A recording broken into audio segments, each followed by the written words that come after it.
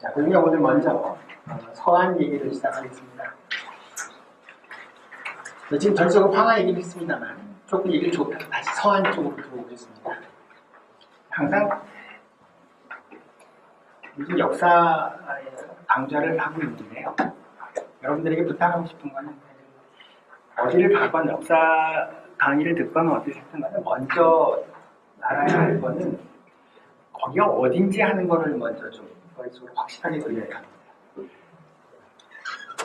광주가 지금 그 주변에 물이 어떻게 흐르고 주변에 산이 어떻게 있고 평지가 어떻게 마련이 되어 있는지를 알아야 그 주위의 역사가 움직여가는 것들이 좀 명확하게 와 닿습니다.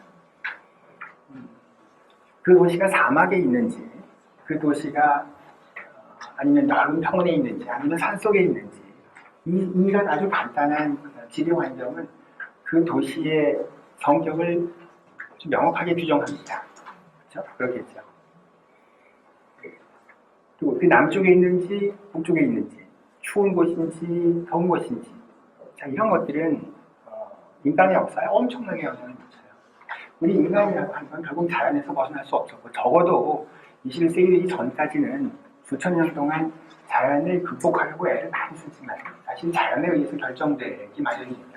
그래서 그곳이 어딘지를 꼭 챙겨봐야 그래야 그렇구나라는 걸 많이 생각하게 되는데 중국에 어딜 가시거나 뭐 동남아시아 어딜 가시더라도 여기가 도대체 어딘지 우선 평면지도를 한번 깔아보시고 여기가 어디구나 위도가 어떻게 되고 경도가 어떻게 되고 바다하고 어떤 원인이 있는지 하는 걸 보신다든지 아니면 좀 더 자세하게 산이나 이런 것들 주변에 어떻게 있는지 하는 것을 좀 챙겨보시기 바랍니다. 그런 각도에서 말씀을 드리면 여기가 아까 말씀드린 대로 황하가 그리고 여기가 황토고원지대고 황토고원지대인데 서한은 그렇게 황토고원지대니까 전반적으로 굉장히 높은 산들이 쫙 있는 곳인데 여기 자세히 보시면 이렇게 약간 비어있죠.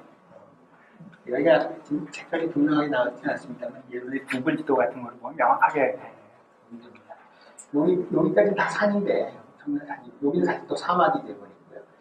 사막으로 구성이 되어 있는 이 황토고원지대에 이 지역, 서한을 포함해서 이 안쪽에 이 지역은 분지입니다. 그래서 여기 뭐라고 부르냐면 관중분지라고 불러요. 관중. 근데 관이라고 하는 거는 관문이라는 뜻이죠. 제일 중요한 관문이 여기는 한복관이라는 관문이고 그 다음에 주변에 이 지역으로 들어오지 못하게 몇 군데에다가 관문을 설치했다. 그리고 그 관문 안에 있다고 해서 여기를 관중이라고 부릅니다. 그 관중이 분지라고 하는 사실이죠.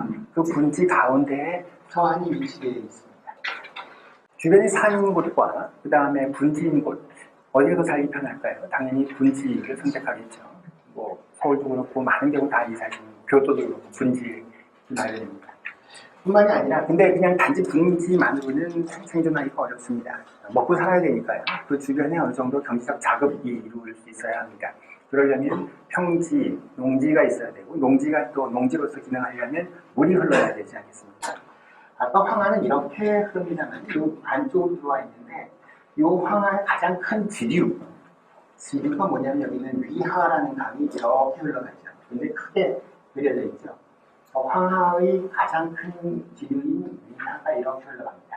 그 위하보다 조금 더 작은 지류들, 그다음에 병수, 그다음에 낙수 이런 것들이 서한 주변으로 이렇게 위수 안으로 같이 이렇게 합류가 된다는 얘기는 여기가 물이 굉장히 풍부하다는 얘기죠. 자, 그러면 마치 우리 같으면 경기평야 같은 거예요. 수도가 있고 수도 주변에 평지와 그 다음에 적어도 이 분지가 독립적으로 자급적인 어떤 경제 능력을 확보할 수 있는 그런 것들이 여기 확보됐다는 것입니다.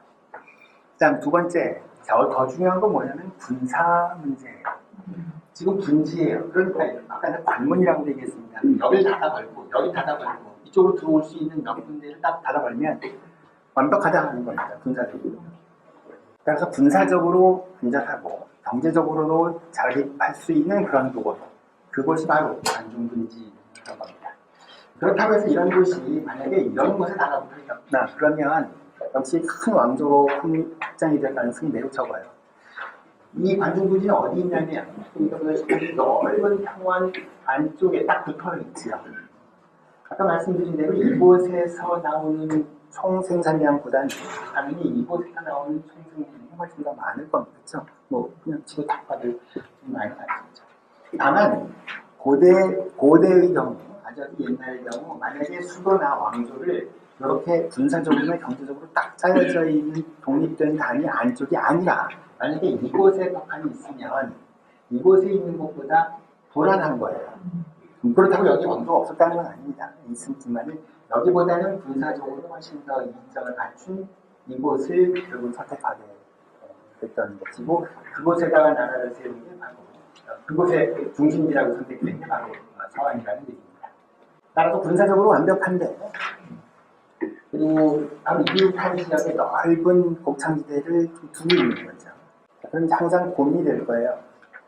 여기가 제일 안전한데 물건을 더 많이 받으려면, 더 많이 뺏으려면 그러면 여기보다 여기가 좀 더 나을 것 같은데 왜냐면 여기 있어야 여기 가서 뺏어 먹든지 아니면 이쪽에 있는 물건들을 공납을 받아서 살든지 이곳에 있으면서 이곳으로 나가고 싶은 욕망 나가고 싶은데 나갔다가 위험한데 어떡하지? 뭐 이런 그 고민들이 일어납니다. 그래서 제1의 도시가 여기서 마련될 때 제2의 도시가 이곳에서 종종 마련되는 이유는 바로 이곳이 있기 때문에 그렇죠. 자, 이러다가 이것이 1000년, 2000년, 3000년이 지나가 2000년이 지나가면서 이제 고대인들이 더 이상 군사적 공격 내지에서의 어떤 군사적인 침략, 공격, 성역 공격 이런 것들을 이제 별로 의식하지 않고 그보다 더 중요한 것은 경제다라고 생각을 하는 순간 군사적인 이점을 잔뜩 가지고 있는 이곳에 머물지 않고 과감히 바깥으로 빠져나가고요. 더 나가서 AD 10세기가 넘어가면서는 이것보다 더 중요한 건 여기 있다고 생각해서 이쪽으로 가게 되는 거죠. 이러면서 이렇게 빠져나갑니다. 이럴 때 여러분들이 갖고 있는 상식을 다시 한번 동원하면 이러면서 개발되는 데가 바로 장강지역, 물이 훨씬 더 많은 지역 이런 곳에 욕심을 내게 되는 거고 이곳에 농사가 잘 된다는 것을 알고 생산량이 많은 것을 보면 뺏어 먹고 싶을 거 아니겠습니까? 거기서 나오는 곡창의 많은 물산들이 수도 지역으로 갖고 들어왔으면 좋겠다라는 생각 그런 생각이 들면 교통로를 만들어야 되겠고 그 교통로 만드는 이제 운하라고 하는 것이 만들어지면서 이곳에 있었던 수도는 당장은 넘어가지 않습니다만 수도를 여기다 두면서도 이쪽에 있는 물산을 이쪽으로 가지고 오기 위한 방법으로 이렇게 운하들이 마련이 되죠. 그래서 장강하고 황하를 잇는 겁니다. 이어서 이 물건을 이렇게 가지고 오려고 하는 노력들이 벌어지게 되는 겁니다. 따라서 중국의 수도는 전반적으로 지금 저희 오늘 다루는 이 지역, 즉 서주부터 시작해서 당나라 때, 아니면 송나라 때까지 전체적인 수도는 이 안에 샀죠.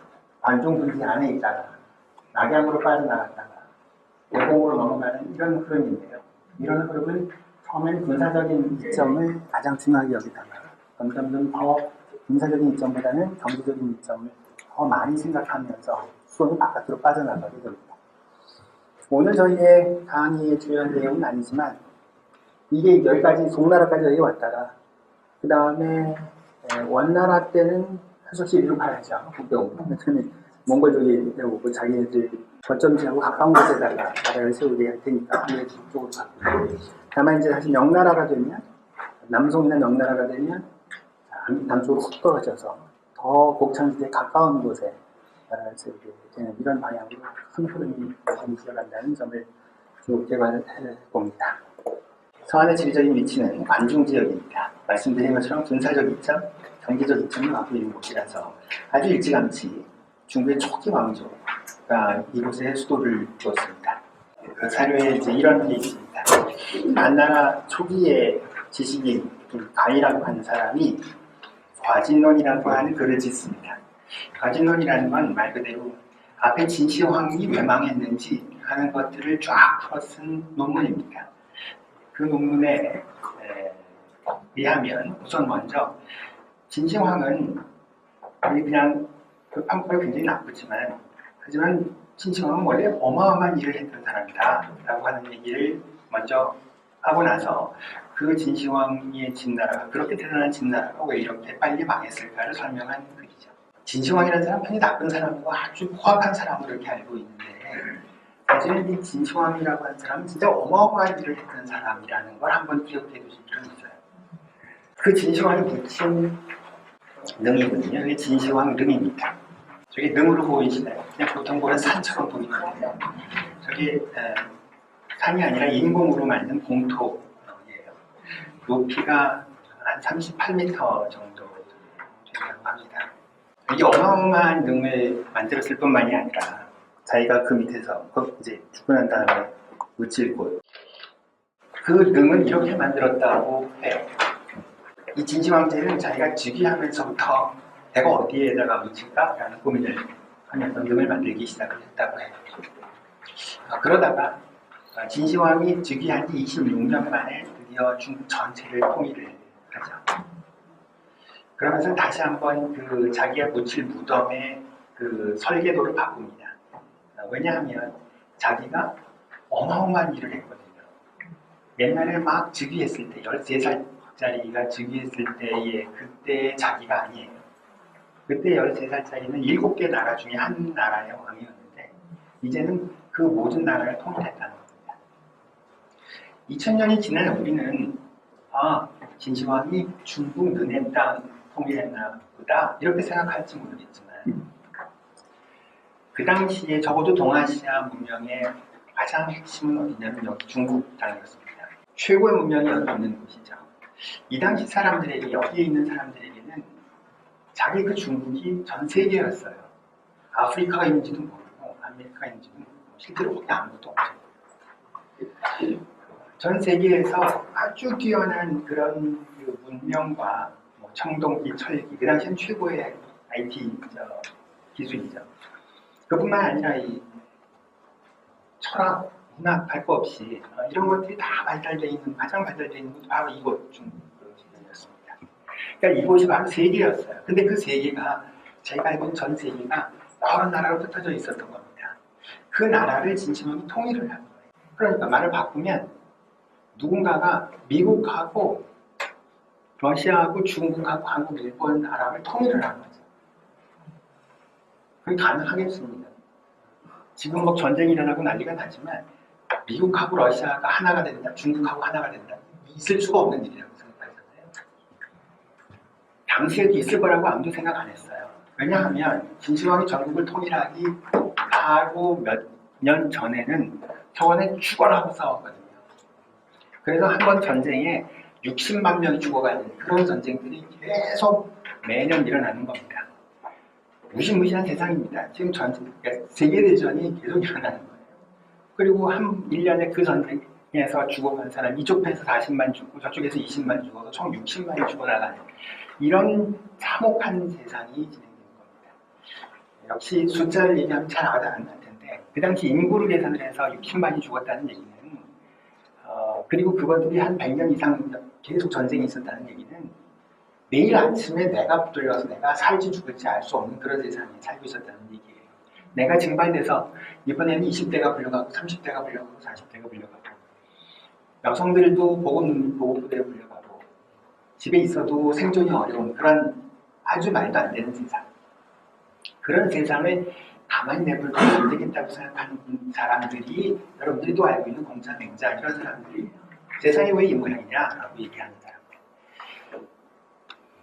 미국, 러시아, 중국 이렇게 흩어져 있고 서로 죽어라고 싸우고 죽어라고 죽이고 본인들이 합리, 이성이라고 생각하는 것들이 하나도 지켜지지 않는 세상. 그게 전국시대 말 세상이었는데 이런 세상을 없애려면 방법은 딱 하나.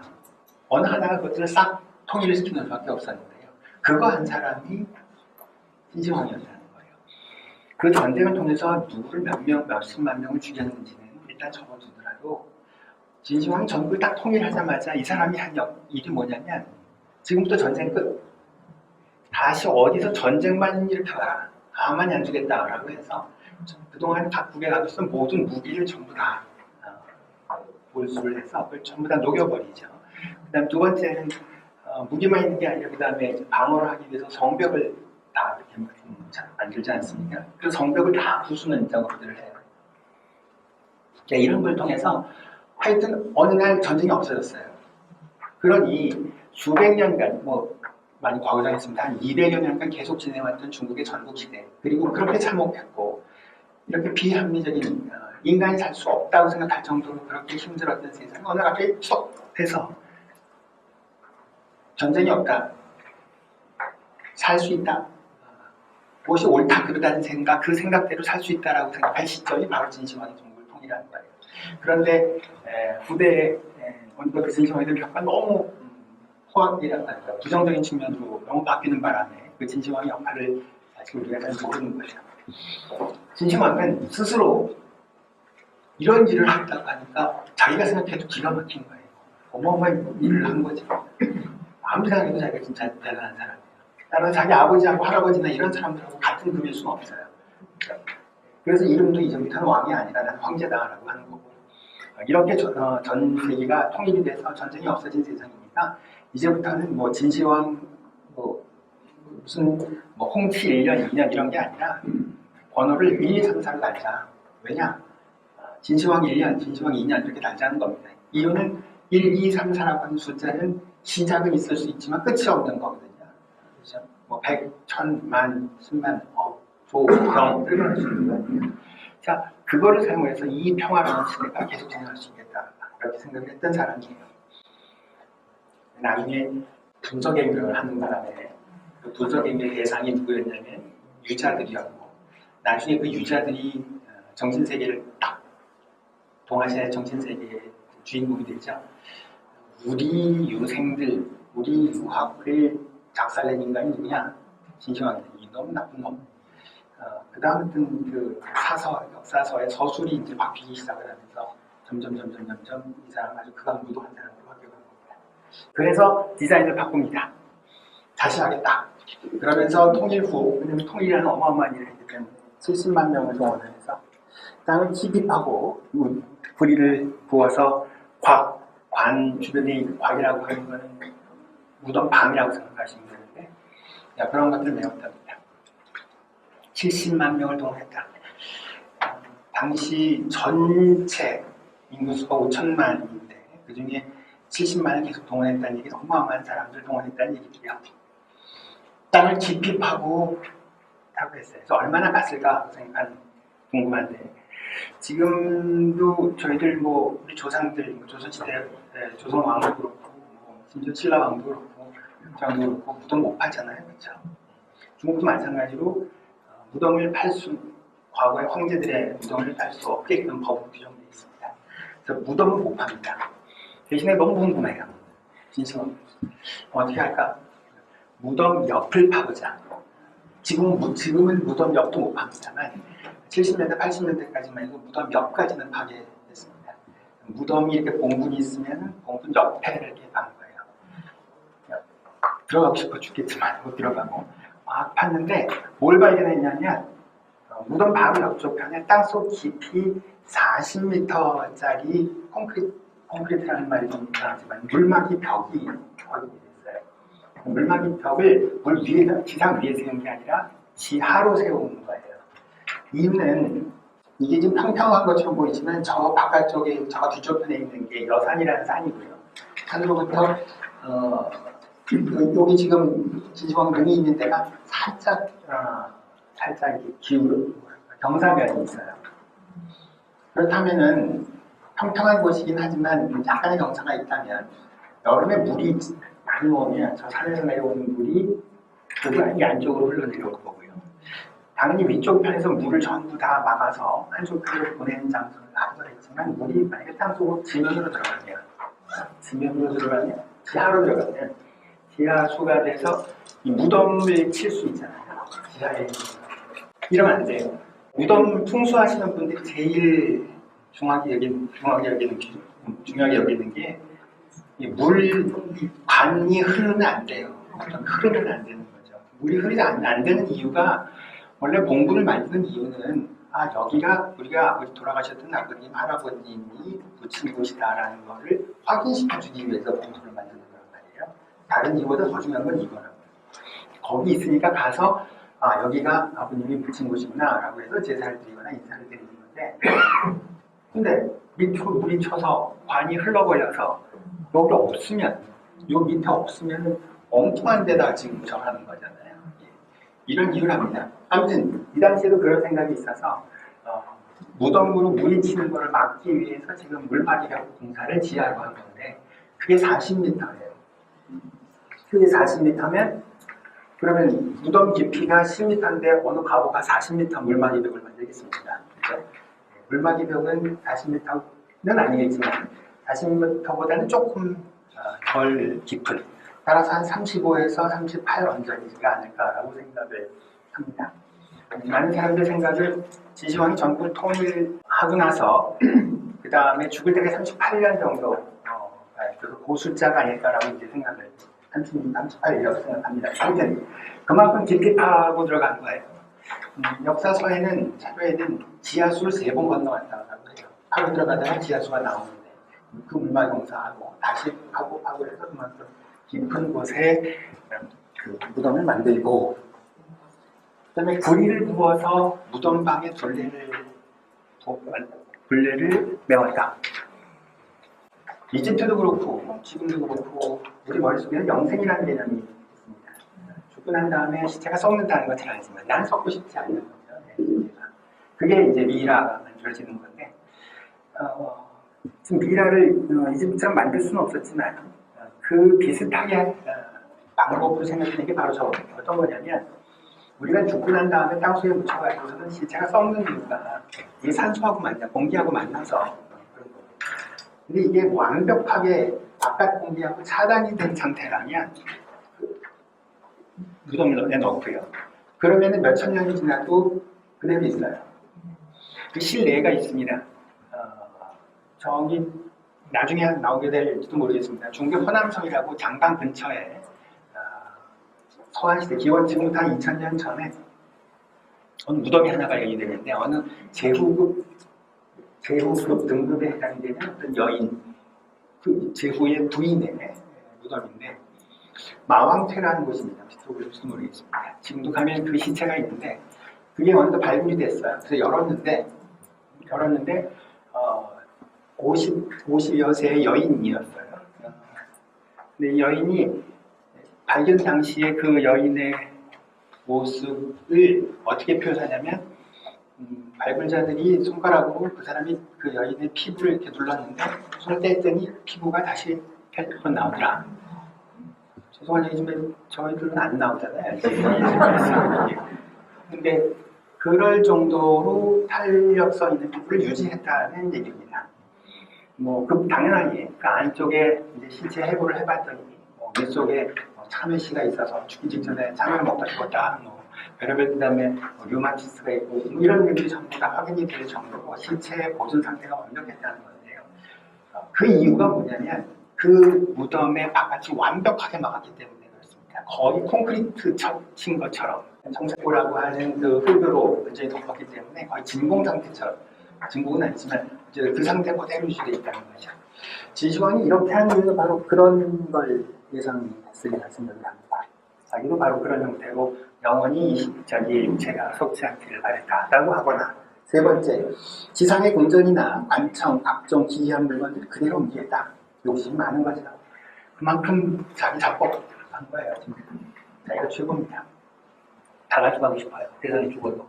물론 죽기 싫었지만 죽을 수밖에 없는 상황이라면 세상에 있는 나의 모든 권력을 다 지방에 죽고 난 다음에도 가져가고 싶었다는 겁니다. 그래서 지상의 궁전을 미니에처로 만들어서 다 앉아 집어넣겠죠. 정확히 알 수는 없는데 이 진시황이 죽고 난 다음에 100년, 200년이 지나고 나서, 그 조금 이따 얘기하듯이 그 주변에다가 이거를 미니에처를 만들어가지고 흙 같은 거로 만들어서 그 땅 속에다 이렇게 묻었거든요. 그다음에 이런 형식으로 관청과 물건들을 옮겨서 채웠을 겁니다. 네 번째, 자동으로 발사되는 활을 장인에게 만들어서 황릉을 파거나 접근하는 사람이 있으면 자동으로 발사하게 돼서 있다라고 하는 겁니다. 이집트 피라미드 들어가면 저런 게 있다라고 우리가 알고 있는데, 지금 똑같은 게 진시황릉이 있고 지금 발굴 안 했어요. 발굴 안 하고 사마천이라는 사람이 쓴 사기라는 책에 지금 저렇게 기준이, 사마천이 들어갔겠습니까? 사마천도 그렇다더라라는 얘기를 지금 그대로 넘겨놓은 건데요. 다섯 번째, 수은으로 강과 바다를 만든다. 기상이 아니라 이제 강, 바다도 있으니까 이런 것들을 또 무덤 속에다 다 집어넣는다는 겁니다. 앞에 것까지는 미니에이처로 흙으로 만들어 집어넣을 수 있겠지만 강을 만들어 다 증발하면 어떡하려고. 그랬다 생각한 게 바로 수은이라는 거죠. 수은은 증발하지 않는다고 생각을 했기 때문에 그 수은을 가지고 땅 속에다 넣으면 영원히 증발하지 않고 강과 바다를 만들 수 있을 거라고 생각을 했던 겁니다. 또 그대로 있는 게 아니라 계속 반복적으로 움직이는, 영원히 멈추지 않는 그런 장치를 만들어서 움직이는 거죠. 그런 게 있을까? 전기도 없는데 가능할까 싶지만 아까 저도 안 들어봤습니다. 가끔 어떤 우리 보면 동력 장치는 없는데 계속 왔다 갔다 하는 것들, 그런 것들 있잖아요. 이런 것들이 아닐까 싶은데요. 아무튼 이렇게 했다고 해요. 위로는 별자리를 만들었다. 자, 그런데 이거 믿으시나요? 안 믿겨지죠? 아무도 안 믿겨지는데, 그럼 사마천이라는 사람이 자기가 그렇게 썼고, 그 사마천은 거짓말하는 사람이 아주 뛰어난 역사학자, 아주 진실과 트루스를 대단히 신봉하는 사람이라면 뭔가 근거가 있을 텐데, 아까 얘기한 것처럼 이쪽 편이 물막이 공사했던 곳입니다. 그런데 물막이 공사가 보시다시피 저쪽 편은 없습니다. 이쪽 편에만 있는 이유는 당연하죠. 왜냐하면 이쪽이 높은 곳이고 이쪽이 낮은 곳인데 이쪽에다 만들 이유는 없습니다. 그래서 땅속으로 심해 들어오는 것들을 이렇게 막아서 이 물을 옆으로 이렇게 빼는 장치, 배수구 장치를 마련했고, 자, 여기가 지금 문제인데 여기 안에 그렇게 만들어졌다고 하는데 어떻게 할까? 아는 방법이 없을까? 국가에서는 발견하지 말라고 하는데, 그래서 생각하는 게 뭐냐면 수은이 있다더라. 근데 옛날 사람들은 그 수은은 절대로 증발하지 않는다고 생각을 했고, 그것은 영원을 상징이기 때문에 그 영원함의 상징인 수은을 가지고 물과 바다를 만들었는데, 몇 천 년 지나고 난 다음에 과학자들이 정말 아는 건 맞는데, 그리고 온도계 안에 있는 수은이잖아요. 하지만 가만히 보니까 아주 정밀한 측정을 해봤더니 아주 극미량이 증발을 한다는 겁니다.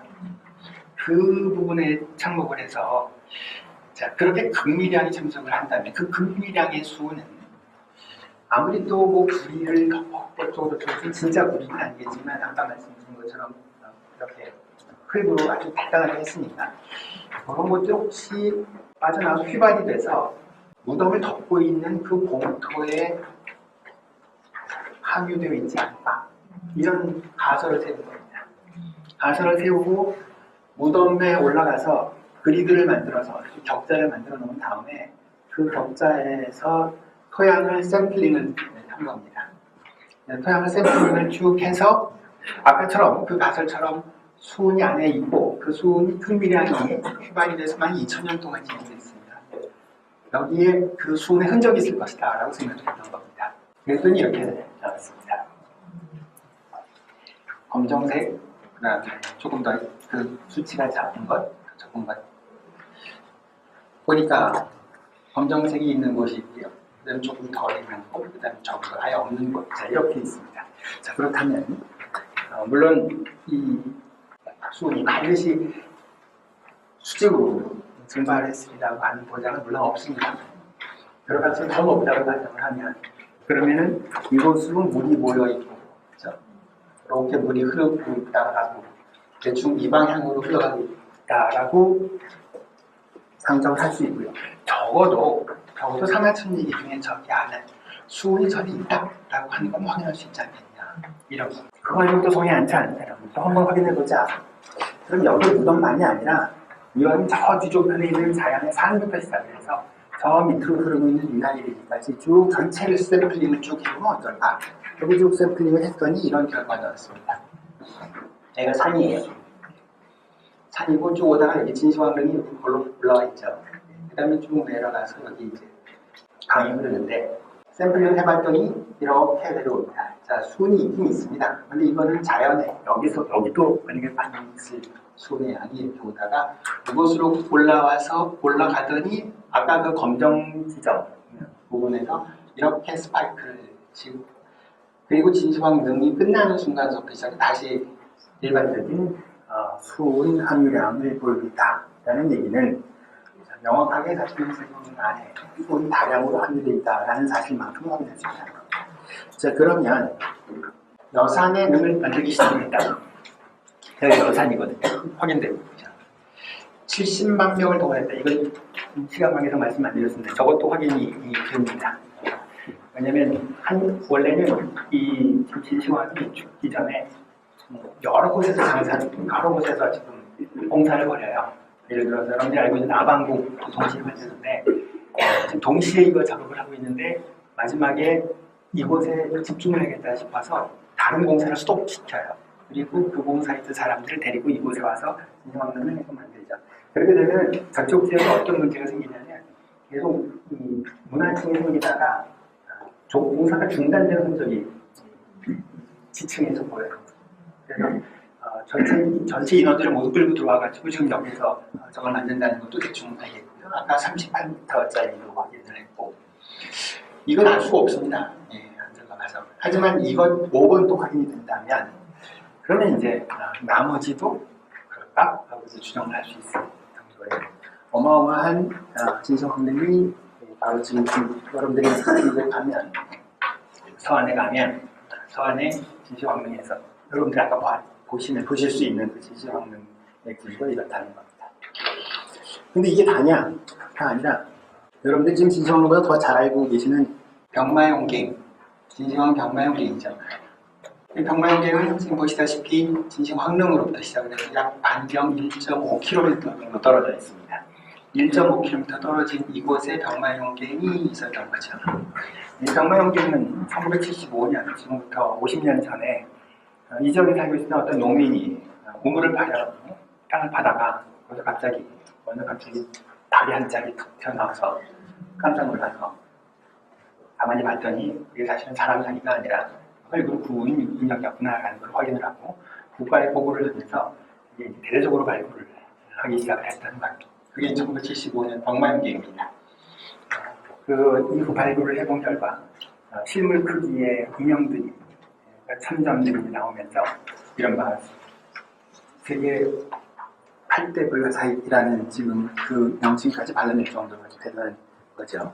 조금 이따 그걸 보여드리겠습니다만 그 전에 이 1.5km잖아요. 근데 요거 진시황릉이 있고 진시황릉도 아까 대단하다고 얘기를 했는데 그 진시황릉을 보시면은 발굴한 걸 보면은 그 진시황릉 주변에 내성이 하나 만들어지고 바깥에 외성이 하나 만들어집니다. 마치 이 진시황릉이 마치 우리 경복궁의 근정전처럼 그 하나의 전각처럼 이렇게 생각을 하고요. 그 주변에 내성과 외성을 이렇게 만들어 놓습니다. 그리고 나서 1.5km 옆에다가 병마용경을 만들었는데 그 뒤에 발굴 좀 더 해버렸더니 물론 여기가 엄청 넓은 데예요.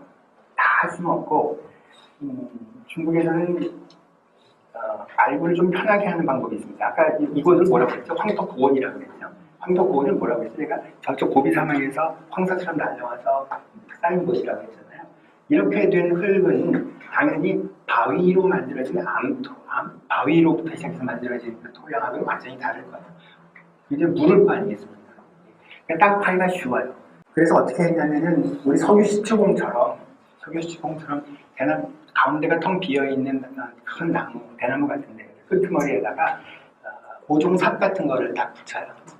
그리고 나서 집가고 땅속으로 막 이렇게 누르면 들어가요. 그럼 다 빼면 어떻게 되죠? 석유시추공처럼 그 안에 흙들이 다 채워질 거 아니겠습니까? 그 흙으로 채워진 걸 다시 다 꺼내보면 그러면 이게 처음부터 지면서부터 시작해서 저 밑에까지가 하나의 흙인지, 다시 말해서 아무런 인공이 닿지 않은 것인지, 아니면 이 밑에 무덤이 있는지, 뭐가 비어있는 곳인지, 뭔가 밑에 뭘 만들었다가 다시 덮은 건지 이런 것들을 알 수 있잖아요. 그런 게 이 지역에서 벌어지고 있는 호흡 발굴인데 그 발굴을 대충 해봤더니 이 반경 2km 안에 800개가 있다는 거예요. 진시황릉 하나 지금 우리가 알고 있는데 실은 우리가 알지 못하는 한 800여 개가 더 있는 거예요. 그 중에 몇 개를 지금 소개를 하겠습니다. 지금 한 제대로 발굴을 한 거는 한 10여 개.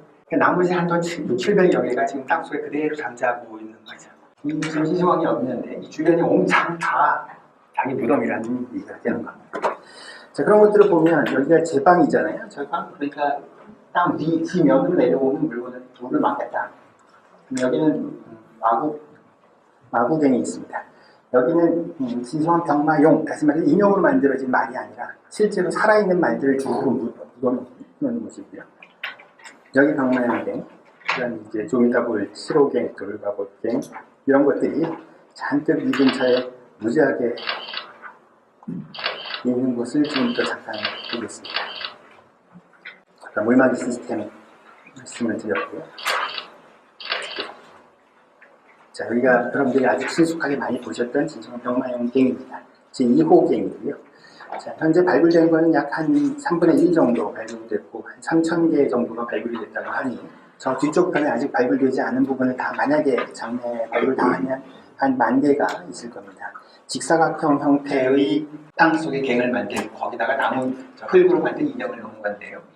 이게 축구장 크기만 하니까요. 이걸 전체를 다 만약에 비워놓은 공간으로 만들어 놓으면 그 위에다 흙을 덮을 수가 없을 거 아니겠습니까? 그거 하기 위해서 중간중간에 요거는 토대입니다. 그러니까 여기는 공간을 타고 여기는 그대로 이제 흙담을 만들어 놔서 요 담과 담 사이를 이제 나무로 이렇게 좀 이어지는 거죠. 지붕을 만드는 겁니다. 지붕을 다 만들고 그 위에 이제 흙을 덮고 한 지하를 만드는 거예요. 진시황의 호위 군단, 보통 그렇게 얘기를 합니다. 처음에 발견 당시는 이렇게 있습니다. 이유는 그 만들어 놓은 지붕이 불에 타서 무너졌기 때문에 그렇죠. 무너진 이유는 진시황이 죽고 난 다음에 바로 여러분들이 알고 있는 초한지, 즉 항우와 유방이라고 하는 사람들의 싸움. 항우가 결국은 이 함양을 점령하고 여기다가 방화를 해서 이 아방궁을 비롯해서 함양궁이 한 3개월 탔다고 하는데요. 자, 그 과정에서 약탈과 방화가 이루어지고 그 경우 그 지붕이 흩어진 바람에 그 위에 있는 흙이 다 이 밑으로 이제 쏟아져 내려와서 이렇게 그대로 묻힌 경우가 있는가 하면 인형이 다 넘어져서 발굴 당시는 이랬습니다. 이걸 이제 다시 다 일일이 발굴을 다시 해서 다 보고를 한 뒤에 일일이 세워놓은 모습이죠. 이게 지금 3,000개 다 합치면 10,000개가 있다는 얘기입니다. 말씀드린 것처럼 이렇게 갱을 만들고 위에다가 지붕을 여기 토담이죠. 토담 위에다 지붕을 이렇게 얹힌 뒤에 다시 흙을 덮었는데요. 문제는 밑에가 들어와서 이렇게 불이 타는 바람에 여기 나무거든요. 나무 불이 타니까 당연히 위에 흙이 다 밑으로 쏟아져 내려오겠죠.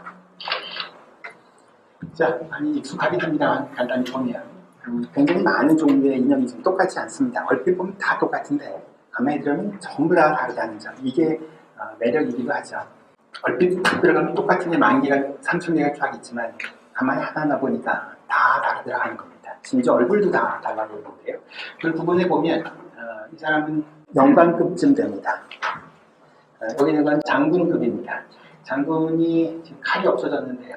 칼은 아까 그 약탈하는 과정에서 전부 다 돈 될 만한 거 다 가져가고 지금 인형만 남아있는데 장군이 칼을 손 밑에다 이렇게 딱 두고 있는 모습이죠.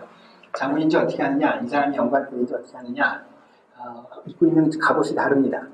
갑옷이 실제로 뭔가 방어용이라기보다는 약간 장식용이죠. 리본을 많이 입고 한다거나 이 위쪽 부분에 가슴 부위가 굉장히 중요할 텐데 가슴 부위에 갑옷 비늘이라는 게 없는 것도 기본적으로 장식용, 즉 위험을 드러내기 위한 갑옷을 입고 있다는 점. 그 다음에 모자를 가만히 비교를 해보면 모자가 전부 다릅니다. 즉 장군 모자, 영관 모자, 위관 모자, 하사금 모자가 다르다는 사실을 알고 있어요. 예, 흙으로 당연히 만들죠. 흙으로 먼저 모형을 만들고 그리고 나서 그걸 이제 가마에 넣어서 구분한 다음에 좀 이따 말씀드린 것은 그걸 이제 색칠을 하게 됩니다. 지금 우리가 알고 있는 일반적인 그 병마형은 전부 이렇게 흑백으로 하는데 원래는 여기 전부 다 색칠이 되어 있는 아주 총천연색이었습니다. 얼굴들을 보면 얼굴들이 다 다르죠. 이 얼굴, 이 얼굴도 이 얼굴하고 다르지 않나요? 전국에서 지금 징발되어 온 사람들, 각 지역의 지역적 얼굴 특징 같은 것들, 예를 들어서 호남 얼굴, 경남 얼굴, 서울 얼굴 다르니까 그런 얼굴들이 다 수용되어 있다고 합니다. 당연히 모자도 아까 보다시피 오른쪽에 있는 사람들이 영관이었고요. 여기 사람 지금 위관급 그 마분으로 다릅니다. 재밌게 보는 거는 그냥 지나갈 수 있는데요. 이 사람이 신고 있는 신발입니다. 신발 뒤쪽을 찍어봤는데요.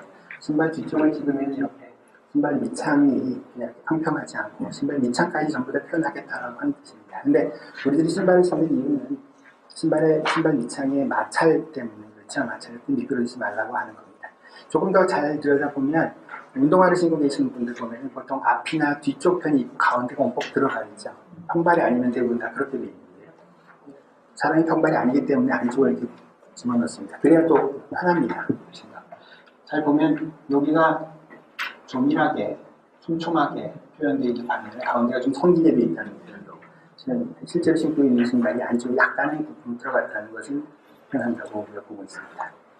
네, 지금 이 사람이 지금 중보병인데 중보병의 신발이 이렇게 있다거나 더 자세히 보면은 머리를 하나씩 다 빗었는데요. 그 빗은 이 집 하나하나 옛날 천빗 사시나 그리고 전부 다 꼼꼼히 다 한 다음에 그 머리를 몇 가닥을 한 가닥 이렇게 꼬아놓고 이쪽에서 보시다시피 이쪽에서 꼬은 거 이쪽에서 꼬은 거를 여기서 한번 묶고 다시 묶고 다시 올라와서 여기 지금 꽁지머리라고 하나요? 꽁지머리를 틀고 그 주변을 다시 이 자기 머리로 다시 묶는 그런 거 하면 여러 형식으로 묶을 수도 있고요. 그마다 다 헤어스타일이 다 다른 겁니다. 그러면서 이건 이제 핀 같은 거예요. 그리고 나중에 고정시키는 겁니다. 아주 자세하게 표현이 되어 있어서 당시에 의복이나 헤어스타일을 그래도 복원할 수 있다는 겁니다. 아까 얘기했던 게 1호갱인데요. 1호갱은 이른바 보병군단입니다. 2호갱이 있는데요. 2호갱은 특수군단으로 구성되어 있는데 특수군단이 재미있습니다. 특수군단은 이제 이쪽으로 전면으로 나가는데요. 맨 앞부분에는 이른바 그냥 궁수들이 있어서 적군을 먼저 흩어지기 위해서 먼저 초반에 화살을 쏘는 그런 역할을 맡은 사람이에요. 그렇게 해놓고 이 사람이 빠져나가면 이 사람들은 갑옷을 안 입었어요. 왜냐면 갑옷을 입을 필요가 없거든요. 멀리서 화살을 쏘고 그다음에 옆으로 빠져나가면 그럼 이 뒤쪽 편에 여기 있는 사람들은 기병 부대고요. 여기 있는 사람들은 특전사들입니다. 특전사 우리 같으면은 소총이 아니라 기관단총 같은 것들을 쥐고 있는 거죠. 당시 활 종류가 여러 가지가 있는데 아주 강력한 화살을 쥐고 아주 무시무시하게 생긴 사람들을 중심으로 해서 반쯤 무릎을 꿇고 앉아있는 모습입니다. 얘네들이 화살을 쏘고 빠져나가면 얘네들이 벌떡 일어나서 특전사들이 밀고 들어가는 모습입니다. 그러면 세 번째 이쪽에 있는 기병들이 요건 기병이라는 얘기는 말과 기병 딱 두 개니까요. 말 위에 올라타서 여기가 뚫어져서 이렇게 말을 타고 적의 후진, 중반을 칩니다. 자, 그리고 나서 그 다음 단계는 여기 있는 건 다 탱크 부대예요. 그러니까 이게 이제 수레들이 있어서 전차들이 이제 밀고 들어가는 겁니다. 그래서 이 전쟁이 일어날 때 초반에 발생하는 적군 문화들이 초반 단계를 맡고 있는 사람들이 바로 2호갱 부대고요. 이 2호갱 부대가 일단 초반을 쓸고 나면 아까 얘기한 대로 1호갱에 있는 보병 군단들이 발맞춰서 전진을 하는 이런 모습이라고 지금 현재 공부하고 있습니다. 그런가 하면 3호갱이 또 하나 있는데 거기는 지휘본부입니다. 지휘본부의 모습이라서 여러분들이 가서 보시면 이런 부분을 하시면서 보실 수 있으리라 생각합니다. 평소에 보지 못했던 것들은 이렇게 보여주면 무덤이 있으면은 무덤 아까 진시황 경관계는 여기 1.5km 떨어져 있습니다. 1.5km 떨어져 있다는 얘기는 상대적으로 덜 중요하다는 얘기죠. 자기 무덤 바로 붙어 있는 얘기는 자기가 맨날 더 중요시 여기는 것들이 있네요. 그런 것들이 있는데 가령 이거는 무덤 바로 왼쪽 편에 있는 그 동거마등이라는 건데 이게 다 청동입니다. 청동인데 실제 청동을 실제 마찰을 딱 다 2분의 1로 다 줄여놓은 겁니다. 가로 세로 높이 값없이 다 줄여놓아서 이렇게 만들었는데 이제 이렇게 설명하기가 좀 어렵습니다만 이 안에 부품들이 수십만 개예요.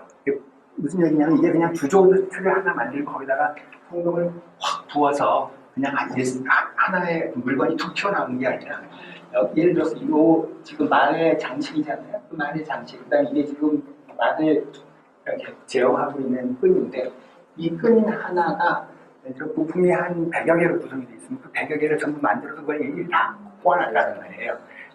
그게 청동으로 다 만들어 놓은 것들입니다.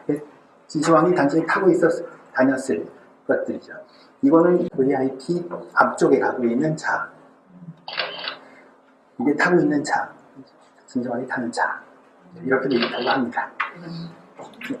그런가 하면 제가 개인적으로 놀라는 건 이런 건데 뭐 다 놀랐지만 그냥 갑옷이에요. 근데 갑옷으로 만드는데 역시 마찬가지로 약 축구장 크기 약 3분의 2 정도니까 굉장히 넓은 공간이죠. 그 넓은 공간에서 저런 것들이 발견이 되고 그게 뭐냐면 돌로 만든 갑옷입니다. 처음에 여기를 한번 봐봤더니 이렇게 나오는 거예요. 이게 뭘까 하고 봤더니 돌편에다가 구멍을 뚫어놓은 거예요. 이게 지금 아까 비늘처럼 보였던 바로 갑옷인데 그게 원래는 돌로 만든 게 아니라 철편이나 가죽으로 만들지만 이게 영원히 또 한 번 영원히 수은에다 영원성을 담듯이 이 갑옷이 썩지 않기 위해서 영원성을 담보하기 위하여 돌로 갑옷을 만들어서 땅속에다 만든 거죠. 무기고예요. 무기고인데 당시에 갑옷을 어떻게 걸었냐면 이런 카메라 받침 대처럼 옷걸이죠. 넣고 거기에 갑옷을 하나, 둘, 셋 정도 이렇게 올려놨던 겁니다. 그게 역시 나무가 썩어서 떨어지는 바람에 그 위에 한 걸려있었던 3겹 정도의 갑옷이 털썩 주저앉은 거죠. 그러니까 다시 말해서 이게 지금 몇 겹이 되어 보이는 거죠. 이거라고 그런 겁니다. 이게 하나가 한 10cm 정도 가게 있고 두께가 한 1.8cm 이런 게 하나하나 다 하겠는데 갑옷 하나에 적으면 300개, 많으면 600개의 돌편이 만들어져야 합니다. 그리고 그 주변에 전 구멍을 뚫어서 그걸 다 연결을 시켰던 거죠, 원래는요. 그리고 그 연결시키는 거는 돌로 연결시키는 게 아니라 돌실이 아니라 청동이나 금속으로 다 연결시켜서 돌 석편으로 만든 것들을 3겹씩 아까 그 축구장 3분의 2 정도 크기를 타놓고 거기다가 이걸 다 집어넣고 있다는 겁니다. 자, 제가 제대로 지금 설명 못 드렸습니다. 이걸 하나 만들기 위해서 들어가는 공력과 시간, 돈을 대충 한번 계산을 해봤더니 요거 갱 하나 정도, 물론 제 추산입니다. 저 추산 하나에 최소한 한 100억 정도 들어간 것 같아요. 이거 곱하기 아까 내가 몇 개라고 했어요? 800개라고 했잖아요. 그럼 어떻게 돼요? 이게 지금 진시황 옆에다 있다는 겁니다. 지금 만들어 놓으면 이렇게 되어 있습니다. 이게 갑옷인데요. 갑옷을 담아내는 대단히 실용적이에요. 그냥 인형 갑옷이 아니라 밑에 부분이 저렇게 되어 있는 이유는 저 갑옷을 입고 앉으면 아랫부분이 걸리면 안 되잖아요. 아랫부분이 위로 올라올 수 있도록 그렇게 처리가 되어 있고요. 반면에 어깨는 이렇게밖에 움직이지 않습니다. 사람의 움직임에 맞춰서 그 돌판을 만들고 연결 이음새를 저렇게 만들었던 거예요. 여기 보면 이음새는 옷 여기 벗으면 여기 열려요. 이렇게 다시 여기다 리본으로 진시황이 맨날 이렇게 열심히 뭐 서류에 사인을 하거나 전쟁만 하는 게 아니라 완전 놀아야 되지 않습니까? 그런 공간도 있습니다. 그래서 당시에 그 황제 앞에서 쇼를 하는 사력사 뭐 이런 사람들도 다시 다 만들어서 갱에다가 다 집어넣고 심지어는 이것도 말도 안 되는 얘기지만 저 연못을 만들어놔요. 그러니까 땅속에다가 연못을 만드는 거죠. 땅속에 연못을 만들어봤자 이게 결국은 물이 휘발이 되고 다 없어질 텐데도 불구하고 또 만들어요. 아까 물론 진시황면 안에는 수온으로 만들지만 바깥에는 수온이 아니라 그냥 물로 만들때 하지만 그 정원을 만들고 그 정원에 논이고 있는 각종 아름다운 새들 특히 황새나 이런 하계 구부러진 S자형의 모습 아주 가느다란 목이 벌레를 잡아먹는 아주 기가 막힌 예술적인 작품들을 포함해서 하고 싶은 거 다 하는 자, 그런데 요걸 그냥 이렇게 보여드린 이유는요. 서한하면 역시 기본적으로 진시황이 먼저 떠오르는 거고요. 진시황 전투를 통일하고 나서 그곳에 만든 수도, 따라서 어떤 고대 권력, 고대 황제 권력이 눈에 보이는 도시 이렇게 생각을 해보시고 혹시 근처에 가시면 이거 이외에도 뭐 아마도 많은 것들이 있습니다만 그런 것들을 먼저 느끼시면 좋지 않을까 생각합니다.